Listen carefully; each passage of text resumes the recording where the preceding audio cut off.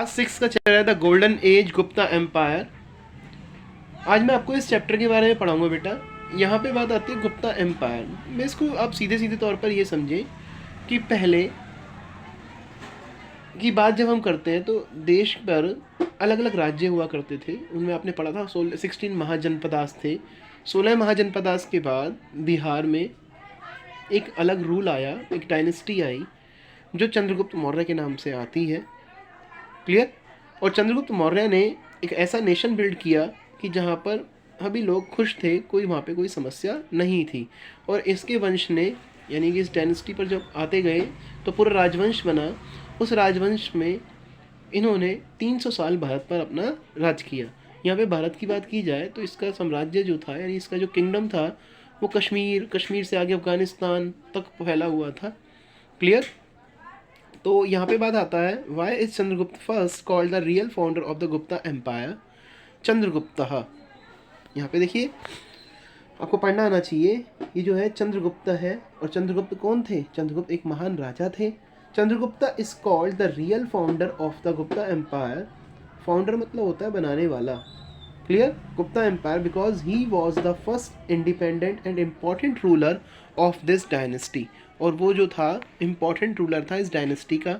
He raise the power, उसने अपनी power को बढ़ाया, एंड द प्रेस्टीज, प्रेस्टीज मतलब होती है उसकी इज्जत, उसकी ख्याति, उसका नाम, of his empire through the conquest and marriage. और उसकी बहुत ज़्यादा जो थी प्रेस्टीज थी, और वहाँ से इसी वजह से लोग वहाँ पे बहुत ज़्यादा शादियाँ चंद्रगुप्त से हुई। ही एज्यूम द टाइटल महाराधिराज। महाराजाधिराज का मतलब होता है महाराजों का महाराजा, यानी Kings of king. He start the गुप्त एरा, उसने गुप्त एरा भी शुरू करा जो 320 AD था। Which mark the date of his accession. जो एक्सेशन मतलब होता है जब वो गद्दी पर बैठा था, उसने अपना एक एरा शुरू करा था। जैसे अभी आप लोग पढ़ते हो कैलेंडर ईयर, ये ब्रिटिश कैलेंडर ईयर है मेरे बच्चों। ब्रिटिश कैलेंडर ईयर 0 से 2022 आज चल रहा है। तो लेकिन यदि हम इसकी बात करते हैं तो 320 AD जब था, उस समय ये राजा बैठा था। उसने जब से अपना एरा को शुरू किया था वो है चंद्रगुप्त। क्लियर। ऐसे ही उससे पहले भी एक राजा हुआ, वो था मौर्य वंश। ये गुप्ता पीरियड है, वो मौर्य वंश है। वो चंद्रगुप्त अलग है, वो चंद्रगुप्त मौर्य है, ये चंद्रगुप्त है। तो जो चंद्रगुप्त मौर्य थे, उसने उसी ये राज में उसके बेटे थे राजा विक्रमादित्य। विक्रमादित्य जब बैठा था तो हिंदू कैलेंडर स्टार्ट होता है, जिसे हम बोलते हैं विक्रम संवत, जो 0 से 57 साल आगे है। आज 2022 चल रहा है, but according to the Hindu calendar 2022 + 57 2079 इस समय चल रहा है according to the Hindus literature. Clear हो गया? फर्स्ट क्वेश्चन आपकी समझ आया होगा। फिर उसकी बात बताती है, describe the military achievement of Samudragupta. First of all, you should to be know that who is Samudragupta. Samudragupta is also called the Napoleon of India, यानी कि भारत का नेपोलियन किसे कहते हैं?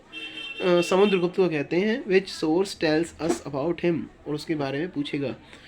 The most important historical source of the information about the Samudragupta is the Allahabad pillar inscription. ये Allahabad pillar inscription एक पूरा pillar था, खंबा, जिसके ऊपर राजा जब जीतते हैं तो अपने प्रशस्ति पत्र लिखते हैं।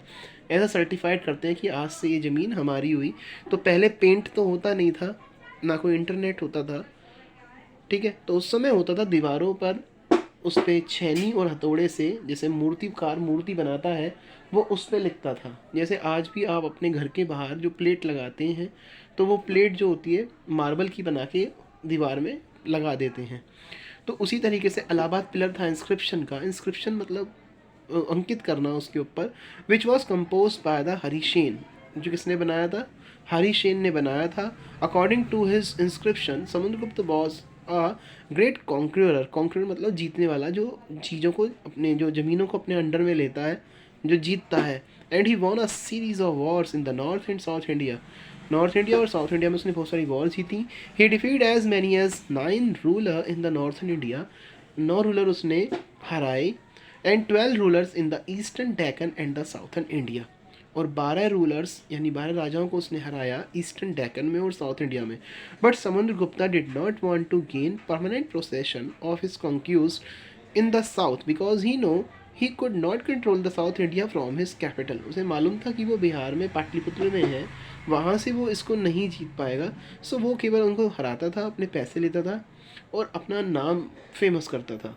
सो he was happy with the tributes collected from the defeated princes. Tributes का मतलब यही है कि वॉर का हरजाना जो होता है वो देना पड़ता था, उसी में वो खुश रहता था। Bringing home large stores of treasure, और उनसे बहुत सारा सोना जीत कर वो अपने पास लाता था। ट्रीजर मतलब होता है खजाना, उससे उसका जो खजाना था वो भरा रहता था।